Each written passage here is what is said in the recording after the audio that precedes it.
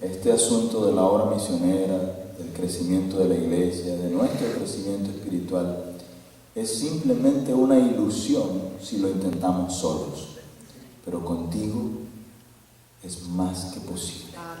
Amén. Gracias. Quiero poner en tus manos a mi hermano Radamés al entregarnos el mensaje que tú tienes para nosotros en esta hora. Quiero pedirte que lo unjas con tu Espíritu Santo, que las palabras que Él va a entregarnos sean palabras tuyas Las palabras que Él ha preparado y que no son tuyas, quítalas del camino. Pero las palabras que tú has preparado para su corazón, permítenos a nosotros escucharlas. Y permítenos estar abiertos a tu palabra para entenderla, para recibirla y para aplicarla. En el nombre de Jesús. Amén. Hoy ustedes vieron que no les repartí porque quiero que trabajen ustedes un poquitito. Vamos a poner acá, el PowerPoint, por favor. Quiero que trabajen un poquito y por eso no les di ya los apuntes de clases. Esperen un poquitito que me traje la clase equivocada acá, que es la segunda. Pero antes de comenzar, nosotros tenemos que entender un poquitito y repasar, porque hoy es la última clase del año. Por lo tanto, ustedes tienen que tener el bosque, lo tienen que tener bien claro. Nosotros los adventistas somos especialistas en conocer los árboles, pero cuando nos dicen del bosque nos perdemos. Y es mejor tener una idea general del bosque para después entender el árbol en particular. ¿Ok? Entonces, como ustedes ya son especialistas en la materia esta, el método de evangelismo de Jesús o principio de evangelismo de Jesús, ustedes me van a decir primero cuál fue el método de evangelismo de Jesús. Clase número 1. ¿Cuál fue el método de evangelismo de Jesús? Ver las necesidades. Muy bien, eso es parte vamos a decir, de la técnica, de la técnica del gran método. Pero hay una palabra que engloba todas las cosas. Ser amigo, muy bien, ser amigo. Ver las necesidades. Hay una palabra que es clave. ¿Cómo? Aquí, hermano, aquí. Compartir a Jesús es todo. Compartir a Jesús, muy bien. Todo está muy bien, pero yo quiero que ustedes cuando le digan, ¿cuál fue el método de evangelismo de Jesús? Ustedes digan Amor es lo que motivaba. A ver. Servicio, está muy bien, el servicio es parte del... Sí. Sí, ¿y cómo se llama eso? ¿Quién dijo por allá algo? Discipulado. Discipulado. Cuando usted dice cuál es la... Hermanos, ustedes acuérdense que son especialistas ahora en esto. Cuando decimos cuál fue el método de evangelismo de Jesús, el método de evangelismo de Jesús es el proceso de discipulado. Entonces, cuando nosotros vamos a nuestras iglesias y queremos hacer evangelismo, ¿qué es lo que tenemos que tener en cuenta? ¿El proceso? ¿Cuál proceso? El de discipulado. Pero nosotros inmediatamente decimos, no, hoy vamos a hacer evangelismo. ¿Y entonces qué pensamos? ¿En qué pensamos? ¿Que viene quién? Viene Bullón y habla y entonces la gente pide un llamado y la gente pasa. Eso puede ser parte, pero el proceso es un proceso individual. No hay discipulado sin un proceso individual, porque Dios se va revelando y demanda una entrega total. Y ahí está el proceso. En la primera clase nosotros hablamos del proceso de llamado, donde Él le decía, sígueme. Pero ¿cuándo le decía sígueme? Cuando Él despertaba las simpatías, lo que Él hacía, le generaba confianza, satisfacía las necesidades, y entonces venía y decía, sígueme. Por lo tanto, el proceso de ir y tirar volantes por todos lados, cuando viene Bullón acá y dejo 100 volantes en la placita hispana, dejo otro ahí en la peluquería de donde van todas las hispanas y dejo ahí, mirá, dale esto a las clientas. Eso no es individual, no satisface necesidades, no llena las expectativas y hace que una persona meramente diga, lea, ¿y saben cuántos van de los volantes? Van por lo menos el 1% nada más. O sea, que nosotros tenemos que entender que debemos cambiar nuestro chip mental para poder seguir el método de Jesús. ¿Ok? De paso, ¿qué es discípulo? ¿Qué es un discípulo? Ahí es, de mí, un discípulo. Tenemos que entender qué es un discípulo. Un seguidor nada más, alguien que sigue a alguien, así, que lo va siguiendo así. Que aprende, que lo imita. Que lo imita, pues, a ver qué hace, yo voy a hacerlo. Aprende de él. Estudia. que tiene una relación estrecha con el maestro, piensa como el maestro, come con el maestro, se levanta con el maestro, camina con el maestro, etcétera, etcétera. O sea, el discípulo es aquel que tiene una identificación tal con el maestro que puede, inclusive el otro puede ver a él en el maestro, o en el maestro a él. Que lo conoce. Que lo conoce, pero conocer en el sentido relacional. Este proceso es un proceso relacional. Fíjense que venir a mí y seguirme implica vivir con, pensar como y ser uno con el Maestro. El Espíritu Santo sella y da poder para testificar y seguir construyendo relaciones de discipulado. Cuando Jesús dijo, vayan y hagan discípulos, dijo que hagan lo mismo que Él hizo. Despertar la simpatía, satisfacer las necesidades y de decir, ven y sígueme. Y entonces con esa relación profunda nosotros vamos a poder ir propagando el reino de Dios. Imagínense que cada uno de nosotros haga discipulado con sus hijos, con sus parientes, con su amigo, con sus compañeros de trabajo. No necesitamos repartir volantes o flyers o poner... No. Nosotros hemos tergiversado las cosas. Discípulo es poder estar uno con el maestro y entonces yo hago como el maestro hizo. Cada uno con su don, pero yo tratando de satisfacer al otro. Les cuento una pequeña, yo ya empiezo a digregarme, pero quédense tranquilos que me acordé de algo. Cuando yo era médico, o sea, soy médico todavía, pero cuando hice la residencia en endocrinología, ahí aprendí, yo ya había hecho teología, ya había hecho educación en religión, ya había hecho, pero ahí aprendí realmente lo que es discipulado. Me acuerdo que cuando entro voy por primera vez con mi jefe, pasábamos sala, revista, o sea, al hogar. El 6% de los internos en un hospital son diabéticos. Entonces nosotros teníamos que manejarle el azúcar en la sangre a ese 6% de internados. Si había 300 internados, por lo tanto iba a haber unos 18 diabéticos en las salas. Por lo tanto nosotros pasábamos, íbamos por la sala, por la empresa y decían, Jorge Rodríguez, diabético de 30 años de evolución, tiene una glucemia de 200. Y mi jefe decía, bueno, pónganle suero neutralizado con insulina corriente, 10 unidades por suero. Ok, yo era el peón, digamos, el que tenía que hacer todo porque era el residente. Y yo anotaba. Pasábamos al otro, acá está Juana Martínez, diabética de 15 años de evolución, tiene 190 de glucemia al día de la fecha. Él decía, pónganle insulina NPH 20 unidades a la mañana y nada más. O sea, una insulina corriente en los suelos, otra insulina NPH. Y yo decía, si todos tienen más o menos la misma azúcar, ¿por qué le cambia? Y yo anotaba porque yo era un tipo estructurado, un tipo que tenía que tener todo en fórmulas.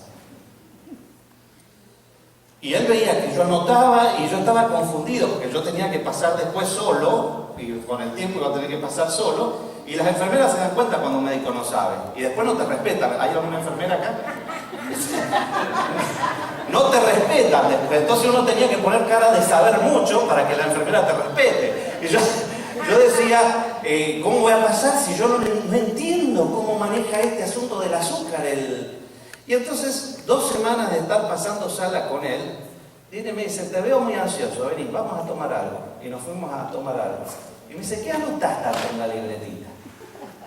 No, porque yo veo que usted hace esto y esto, entonces yo anoto para poder saber qué hacer cuando venga, cuando pase solo, porque yo no quiero pasar vergüenza, porque esto y lo demás acá, pero yo realmente no entiendo, porque usted a uno que tiene más o menos el mismo azúcar que otro, a uno le pone insulina NPH, a otro le pone insulina corriente, a otro le neutraliza los sueros, a otro no le hace nada.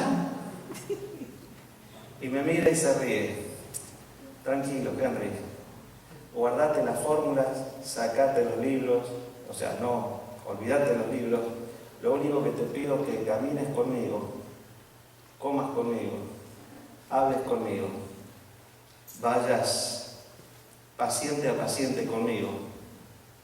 Dentro de un año vas a pensar como yo. Vas a recorrer estos pasillos y los enfermeros y todos los demás van a ver en vos a mí.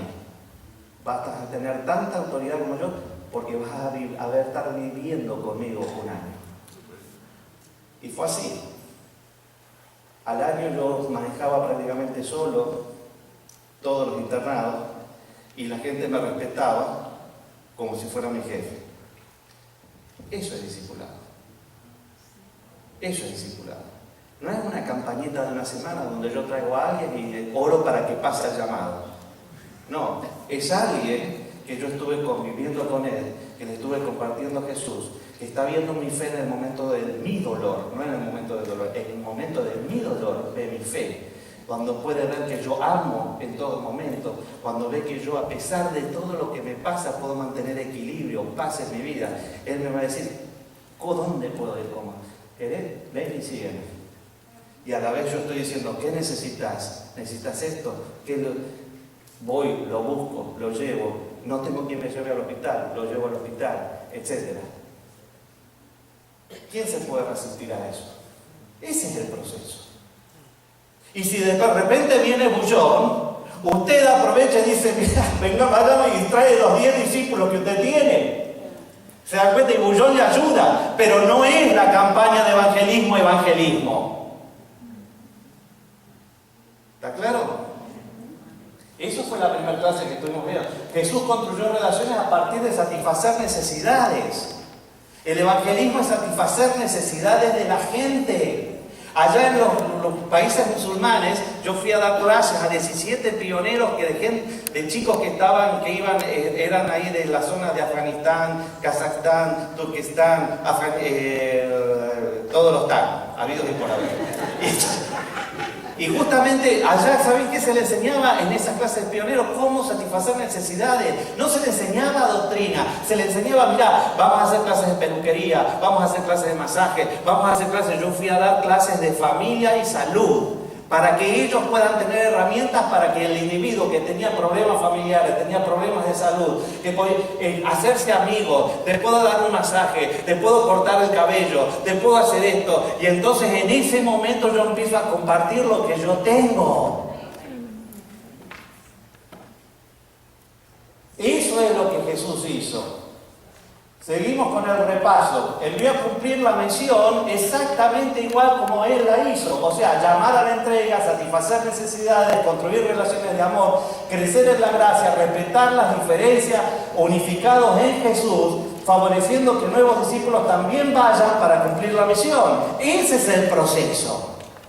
Y si ustedes después de estas 4 clases no entienden que este es el proceso, no entendimos nada. Y ustedes no vinieron acá meramente para saber, sino para llevar y empezar a llevar esto en su vida para que otros en sus propias iglesias puedan también ser discípulos de ustedes en cómo se hace esto. Cada uno con su don. Cada uno con su don. Los principios básicos, segunda clase. Esta hora viene la segunda clase. ¿De qué habló la segunda clase? ¿De qué habló la segunda clase? Ahí vamos a sacar. ¿De qué habló la segunda clase? O sea, yo ya sé que el proceso es discipulado. El método. Que ese proceso de discipulado tiene las necesidades, satisfacer las necesidades, construir relaciones de amor y justamente decir, ahora, la segunda clase ¿de qué hablaba? El método. El método de los principios. ¿Dónde Jesús estableció los principios del reino de los cielos y cómo es el proceso de discipulado? ¿En qué lugar de la Biblia? En Mateo 5, 6 y 7, el Sermón del Monte. Y entonces la segunda clase, los principios básicos del discipulado, los expresó en el Sermón del Monte, mostrando que el proceso de evangelización y conversión nos lleva a vivir vidas auténticas. Y ahí fue muy claro, si tú quieres vas a la iglesia para llevar ofrendas, pero estás peleado con tu hermano, no vayas a la iglesia, te dice. Y nosotros hacemos todo lo contrario, venimos a la iglesia, estamos todos peleados. Dice, ve, usted arregla las cosas con tu hermano y entonces empezó a decir, cuando ores, no ores como el fariseo, no, vaya a la intimidad. O sea, el proceso es una cuestión donde yo tengo una relación auténtica con Dios desde la intimidad que se va a reflejar con una vida auténtica de amor hacia afuera. Y ese es el verdadero principio que Jesús quiso establecer para que lo entendamos. La evangelización real crea individuos con una vivencia interna correcta que se refleja en el exterior. No son doctrinales ni legales, son teocéntricos y cristocéntricos. Y la relación de fe produce vidas de paz y poderosas. Nicodemo, ahí no estudiaron Nicodemo en la segunda clase. ¿Qué hizo Nicodemo? Tienes que nacer de nuevo. Y Nicodemo, ¿qué quería hablar? Quería hablar de doctrina, dijo Nicodemo. Nicodemo, mira, yo quiero saber si tú vienes como maestro. Y Jesús dijo, tenés que nacer de nuevo. O sea, Jesús, nosotros estamos acostumbrados a hablar de doctrina, a hablar de Jesús, pero no a hablar con Jesús, que es totalmente otra cosa. Y entonces Jesús le dice a Nicodemo, para, no tanta doctrina, no tanta doctrina. Lo que tú tienes que hacer es nacer de vuelta. ¿Cómo yo si yo soy pastor? ¿Cómo voy a nacer de vuelta si soy pastor? Él no entendía. Entonces Jesús le dijo, hasta que lo lleva y dice, mirá, tenés que nacer del Espíritu. Cuando naces del Espíritu, no hay fórmula, no es que tú vienes y le dices, ¿sabes qué? Todos los nacidos del Espíritu se levantan a las 6 de la mañana, toman un vaso de agua, después toman un vaso de agua, comen una fruta, después de comer una fruta se ponen ¿cómo se llama? Una ropa que sea negra o de color así, que para no llamar la atención de la gente, y después se pone zapatos de color marrón. No es así, es como el viento. Cuando tú te entregas y cuando tú empiezas a sentir, Dios comienza, toma tu vida así, en tu historia, en tu familia, con tu situación particular, con tu forma de comer, etc. Y Dios la va transformando, pero individualmente. Así, entonces de repente dice, ¿cómo puede hacerse esto? Es muy simple, como Moisés en el desierto. ¿Y qué pasó con Moisés en el desierto? Se estaban todos muriendo y tuvieron que mirar algo afuera de ellos. O sea, tener la fe necesaria de saber que la salvación viene de afuera, no de adentro mío, viene de afuera. Y cuando yo entiendo que la salvación viene toda de afuera, entonces Dios puede obrar en mí el querer como hacer como su buena voluntad. Si yo cambio los órdenes, si yo soy doctrinal, si yo no manejo estos conceptos básicos de Jesús, entonces lo que voy a producir, sí voy a producir adventistas, pero adventistas sin poder, adventistas doctrinales, adventistas sabatistas, pero no adventistas cristianos. ¿Está claro? Esa fue la segunda clase. La tercera clase, hablamos del buen samaritano y la mujer adúltera.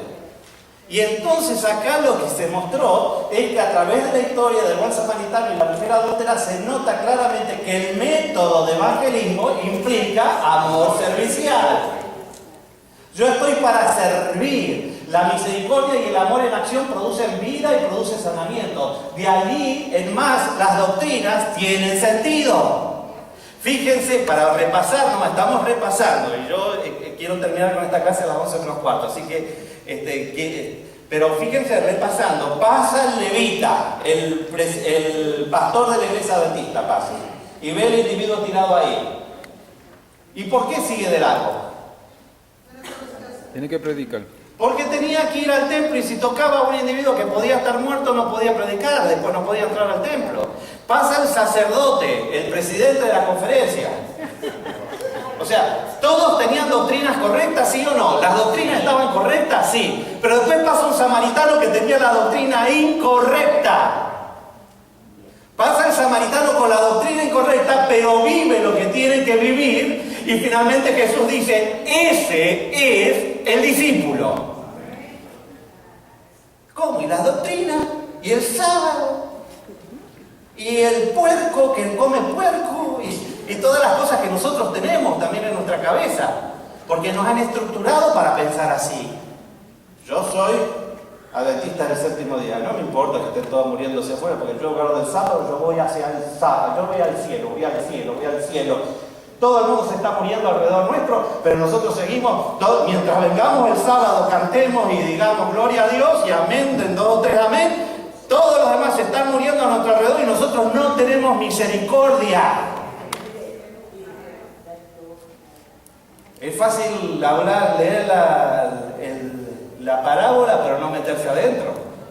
Siempre decimos, no, yo soy el buen samaritano. No soy el buen samaritano. Vos sos el que tenés la doctrina correcta, vos sos el que te pensás que tenés el cielo ganado, y vos sos, tú eres, me sale el argentino, tú eres el que se voy a perder, porque yo estoy dejando que todo el mundo se muera afuera. Porque sí, mientras estemos todos juntitos acá adentro y entonces nos criticamos, como no tenemos nada por trabajar afuera, nos criticamos todos entre nosotros.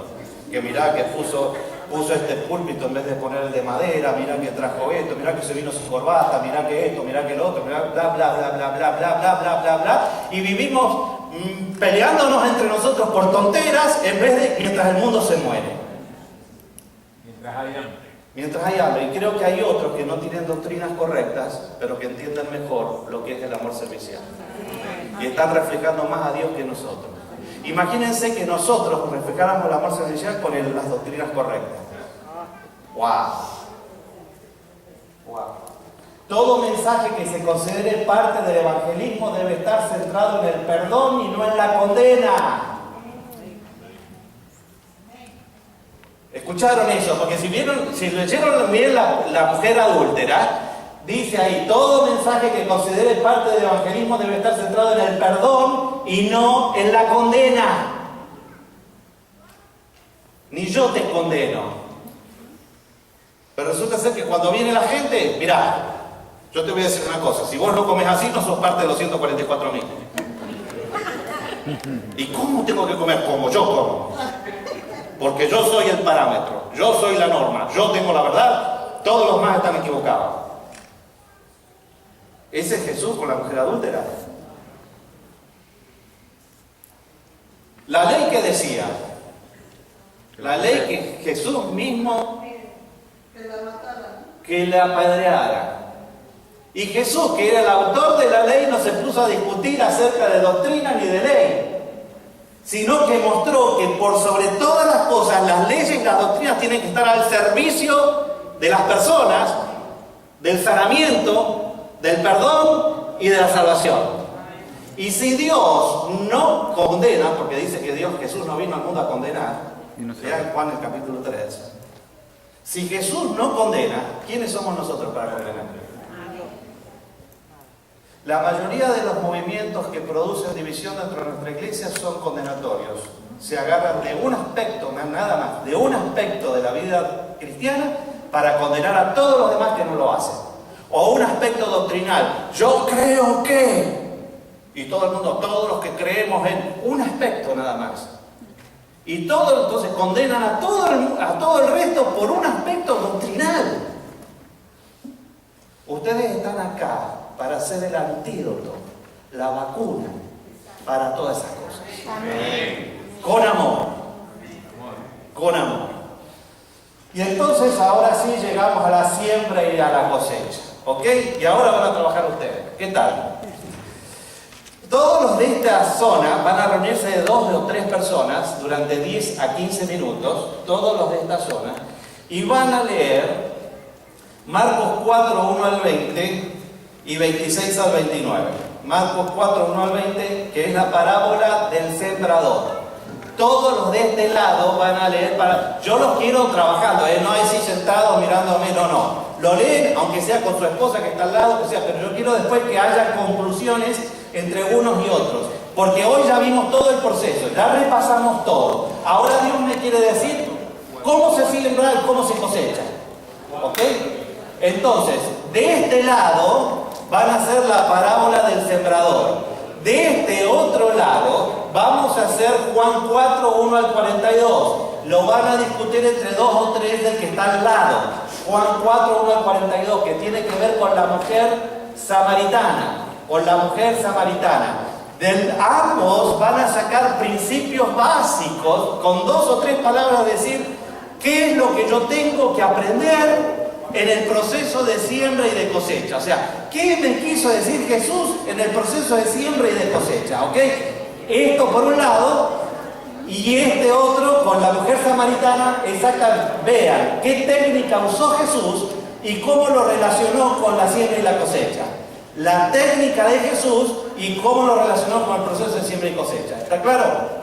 Sí.